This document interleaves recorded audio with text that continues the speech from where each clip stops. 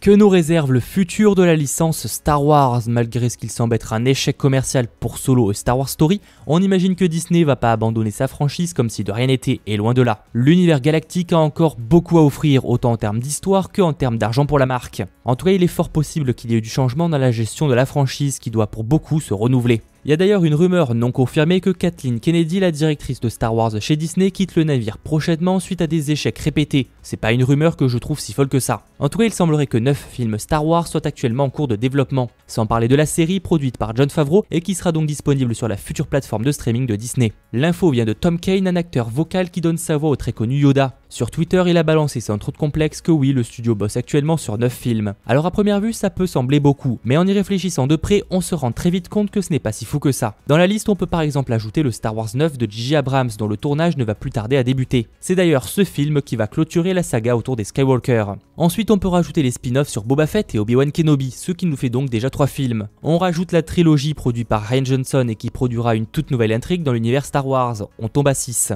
Et on sait aussi que David Benioff et D.B. Weiss de Game of Thrones vont créer une nouvelle série de films Star Wars, sûrement en nombre de 3, ce qui nous donne donc 9 films. Comme quoi ces 9 films on les connaissait déjà. Bon, c'est évidemment pas ce qu'ils vont raconter, mais en tout cas ils sont en cours. Après ça ouvre un nouveau débat, je vois notamment des tonnes et des tonnes de médias parler d'un essoufflement de la franchise vu les mauvaises audiences de Solo et Star Wars Story. Personnellement je suis pas de cet avis, alors oui il y a bien un essoufflement actuellement, mais il est surtout dû selon moi encore une fois au choix des histoires racontées. Pour le moment tous les films ou même séries envisagées se passent plus ou moins à la même période, c'est-à-dire après la revanche des Sith et avant le retour du Jedi. C'est le cas de Solo, mais aussi de Rogue One ou encore de la série produite par Jon Favreau. Même si pour la série, l'histoire va visiblement se dérouler après le retour du Jedi, mais avant le réveil de la Force. Et putain, c'est con. Alors sûrement que certains fans entre guillemets de la franchise vont m'incendier, et j'ai envie de dire tant pis. L'univers n'a jamais autant divisé que sur les précédents films, alors certains aiment ces nouveautés, d'autres non, et tant mieux, il en faut pour tous les goûts. Mais justement, actuellement, tous les goûts ne sont pas proposés. Star Wars, c'est des milliers d'années d'histoire à raconter, et jusqu'à présent, si on oublie la trilogie avec The Last Jedi, etc., eh ben on se contente d'une vingtaine d'années et encore. Donc ouais, perso, je suis frustré, je pense que ça joue sur ce sentiment de lassitude. À mon avis, Star Wars pourrait sortir sans problème 2 films voire plus par an, mais faudrait-il encore qu'ils élargissent un maximum les ambitions.